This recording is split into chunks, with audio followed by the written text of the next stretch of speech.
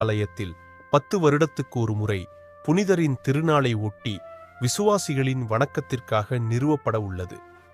ஏனைய நாட்களில் ஆலயத்தில் உள்ள பீடத்தின் வலப்புறத்தில் மக்கள் நெருங்கி செல்ல முடியாத உயரத்தில் பாதுகாக்கப்படும் புனிதரின் உடல் 10 வருடத்திற்கு ஒரு முறை புனிதரின் உடல் தரையிறக்கப்பட்டு மக்களின் நேரடி பார்வைக்காக மற்றும் வணக்கத்திற்காக நிறுவப்பட உள்ளது. வரும் 2024 நவம்பர் 21ஆம் தேதி முதல் ஜனவரி 5ஆம் தேதி 2025ஆம் ஆண்டு வரை மக்களின் நேரடி பார்வைக்காக வருகின்றது.